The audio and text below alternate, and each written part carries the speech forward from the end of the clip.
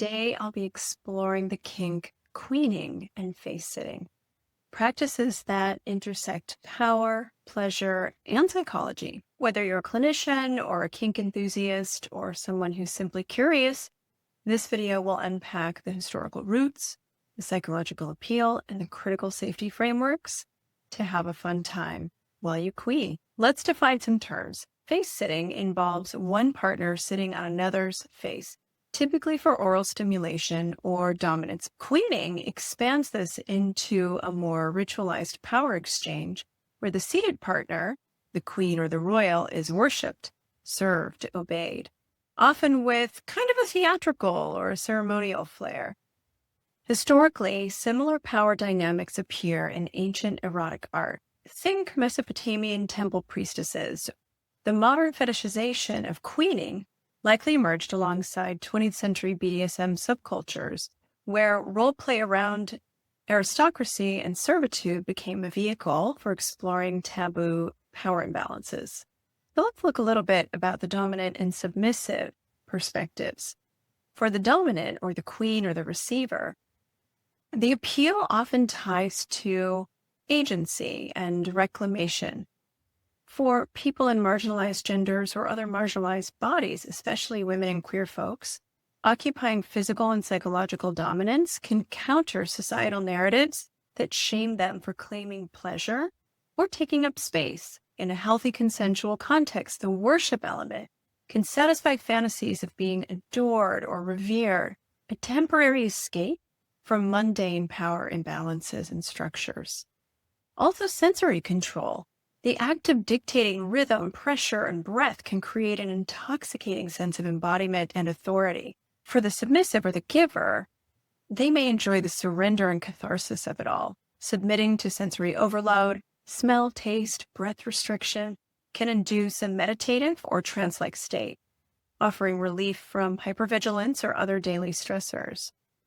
Service as intimacy can also be very erotic for some people. The act of prioritizing a partner's pleasure fosters devotion and a deep emotional connection, akin to what you might think of as acts of service. And for some, the taboo transgression is so hot, the forbidden nature of breath play or body worship can heighten arousal through psychological rebellion. Critically, all of these dynamics must be rooted in mutual consent and self-awareness. Power exchange can reveal unmet needs or traumas, which is why aftercare and debriefing are essential. Let's talk about safety for a second. These practices involve real physical and psychological risks. So here's your checklist if this is something you'd like to try. Number 1, negotiation. Discuss your limits, triggers, and intentions before you play with a partner. Use frameworks like a yes, no, maybe list. You can get one in the caption. Check your breathing and positioning. Avoid prolonged pressure on the trachea. Focus on the cheek and nose contact. Use a tap-out signal if verbal communication is restricted. And keep scissors nearby for quick fabric cutting in emergencies. And don't forget aftercare. Sub-drop and dom drop are real. Plan for cuddling, hydration, and lots of debriefing and emotional processing.